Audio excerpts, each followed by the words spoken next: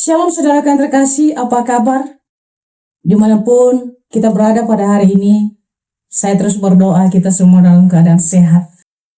Renungan hari ini, apakah mencintai itu salah? Saya yakin dan saya percaya kita mungkin pernah mengalami situasi di mana kita mencintai dengan begitu tulus. Tetapi kenapa justru yang kita dapatkan adalah luka? Kita memberi perhatian, kita memberi pengertian, kita berkorban, berusaha memberi yang terbaik, tapi ternyata kita disia-sia. Lalu ketika kita menghadapi situasi yang demikian, kita bertanya, apakah mencintai itu salah? Pertanyaan ini muncul bukan karena cinta itu terlihat buruk, tetapi karena dunia seringkali tidak tahu cara membalas cinta dengan benar. Mari kita lihat bagaimana kasih sejati menurut firman Tuhan di dalam 1 Korintus pasal 13 ayat 4 dan 7. Beginilah firman Tuhan, ayat 4. Kasih itu sabar, kasih itu murah hati, ia tidak cemburu, ia tidak memegahkan diri dan tidak sombong. Ayat ke-7, ia menutupi segala sesuatu, percaya segala sesuatu, mengharapkan segala sesuatu, sabar menanggung segala sesuatu. Jikalau kita melihat surat 1 Korintus ini ditulis oleh Rasul Paulus kepada jemaat di Korintus, kota yang penuh dengan perpecahan dan kebanggaan diri sendiri.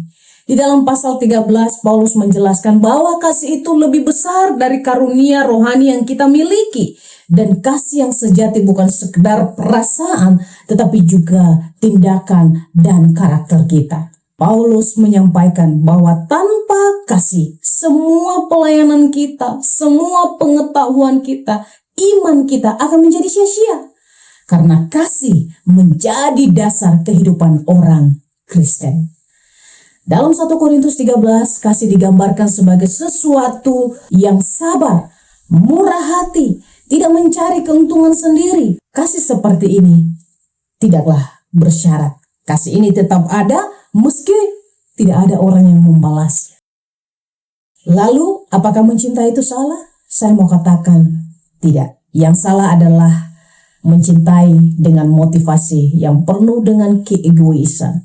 Mencintai hanya untuk menerima balasan kembali.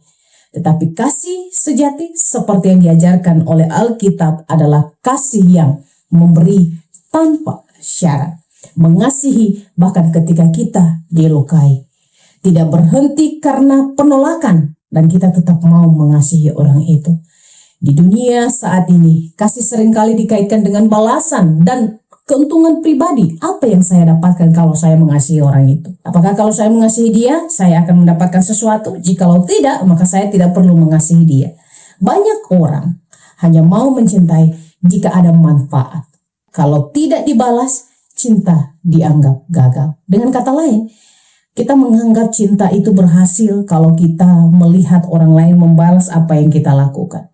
Padahal cinta yang sejati dalam Alkitab tidaklah demikian.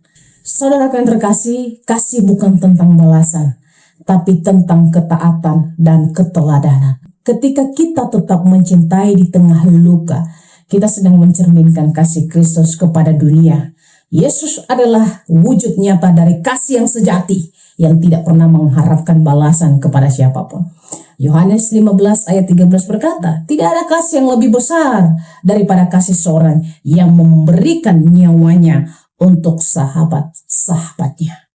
Yesus mengasihi orang-orang yang menyalibkan dia. Dia mengampuni, memberi, dan mengorbankan dirinya bahkan saat tidak ada orang yang layak menerima kasih itu. Sekali lagi, apakah mencintai itu salah? Tidak. Kasih yang sejati tidak pernah salah. Kasih yang berasal dari Kristus tidak pernah salah. Karena kasih yang lahir dari hati yang sudah diubahkan oleh Kristus, yang mengandalkan Tuhan akan membawa terang, bukan kehancuran kepada orang lain. Jika kasih saudara pernah dilukai, ingatlah Tuhan Yesus pun pernah mengasihi hingga ia disalib dan dilukai. Namun kasih itu tidak pernah menjadi sia-sia jika motivasi kita mengasihi berdasarkan kasih Kristus. Maka teruslah mencintai seperti Kristus mencintai saya dan saudara sekalian. Tuhan Yesus memberkati. Amin.